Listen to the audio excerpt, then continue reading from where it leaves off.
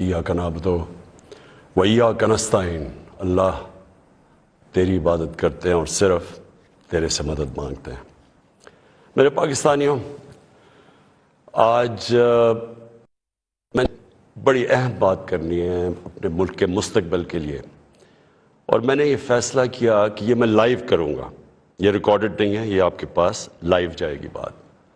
और उसकी वजह ये है कि पाकिस्तान एक उस अंग्रेज़ी में कहते हैं डिफाइनिंग मोमेंट पे है, एक फ़ैसला कुन वक्त पे है कि हमने दो रास्ते हमारे सामने हैं, हमने कौन सा रास्ता लेना है।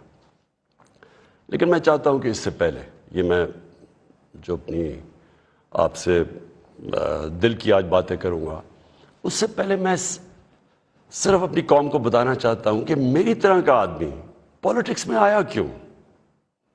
क्योंकि आप अगर पॉलिटिशियंस की ज़िंदगी देखें तो उनको किसी को भी कोई पॉलिटिक्स से पहले नहीं जानता था। उनकी कोई बड़े कम ऐसे लोग हैं जिन्होंने ज़िंदगी में कोई चीज़ अचीव भी किया हो। कायदे आज़म मोहम्मद अली जनाब बहुत बड़े पॉलिटिशियन थे, लेकिन उन्होंने वो ऐसे थे कि सारे हिंदुस्तान के अंदर वो सबसे बड़े वकील समझे जाते थे। तो एक वो यानी उनकी हैसियत थी पॉलिटिक्स पे आने से पहले। लेकिन आप ज़्यादातर लोगों को देखें तो पॉलिटिक्स में तो से पहले कोई उनका नाम भी नहीं जानता था। तो मैं तो वो एक खुशकिस्मत इंसान अल्लाह का ख़ास शुक्र अदा करता हूँ कि मुझे तो उसने सब कुछ दे दिया था। यानी कोई भी शायद ही किसी को इतनी शोहरत मिले, जितना मेरी ज़िंदगी में ज़रूरत थी उतना पैसा मेरे पास था, सब कुछ था मेरे पास। यानी आज भी मुझे कोई किसी चीज़ की ज़रूरत नहीं है। अल्लाह मुझे सब कुछ दे बैठा है और मैं उसका बड़ा शुक्रगुजार हूँ।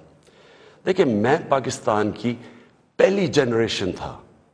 हम वो जनरेशन थे जो पहले आज़ाद पाकिस्तान में पैदा हुए थे। पाकिस्तान मेरे से सिर्फ 5 साल बड़ा है।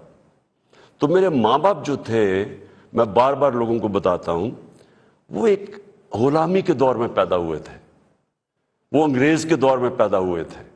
और मैं जब तक बड़ा होता रहा, क्योंकि उन्होंने पाकिस्तान मूवमेंट में शिरकत की थी, वो मुझे हमेशा ये एहसास दिलवाते थे कि तुम बड़े खुशकिस्मत हो, आज़ाद मुल्क में पैदा हुए हो। तुम्हें नहीं पता कि जो भी आप कर लें गुलामी क्या होती है, क्योंकि एक सतह से ऊपर आप जा ही नहीं सकते, क्योंकि उसके ऊपर आपके हुक्मरान बैठे हुए थे। तो एक बड़ा जो भी खुददार लोग थे उनको बड़ा बुरा लगता था ये जो अंग्रेज़ की गुलामी थी। तो हम बड़े हुए, मेरे बहनें और मैं, हमें याद है कि बचपन से ये बताया गया। तो जो ये खुददारी है ना, ये एक आज़ाद कौम की निशानी होती है। और जब मैंने पॉलिटिक्स शुरू किया, मैं आपको बताऊं पॉलिटिक्स में क्यों आया था। मैं इसलिए आया कि मैं एक तो पॉलिटिक्स का स्टूडेंट था, यूनिवर्सिटीज़ में मैंने पॉलिटिक्स पढ़ी हुई थी, पाकिस्तान की और दुनिया की पॉलिटिक्स के ऊपर मुझे पता था, तारीख़ का पता था।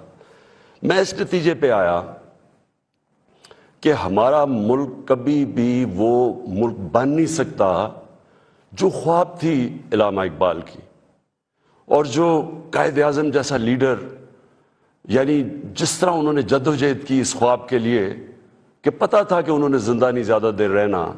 और अगर आप उनकी तारीख़ पढ़ें कि जिस तरह उन्होंने केस लड़ा पाकिस्तान का बीमारी की हालात में, तो ये हमारे ये फाउंडिंग फादर्स थे। तो जो पाकिस्तान का मकसद था वो तो एक बड़ा अजीम मकसद था कि हमने एक इस्लामी फलाई रियासत बनना था।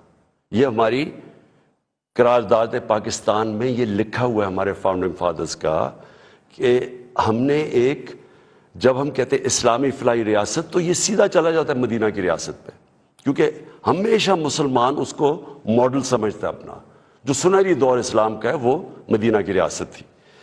तो जब मैंने 25 साल पहले पॉलिटिक्स शुरू की तो मैंने अपनी जो हमारे फेस्टो थे उसमें 3 चीज़ें रखी। इंसाफ, और इंसाफ फिर मैं क्वालिफाई कर दूं, इंसाफ होता ही है कि ताकतवर और कमज़ोर के लिए एक कानून होता है।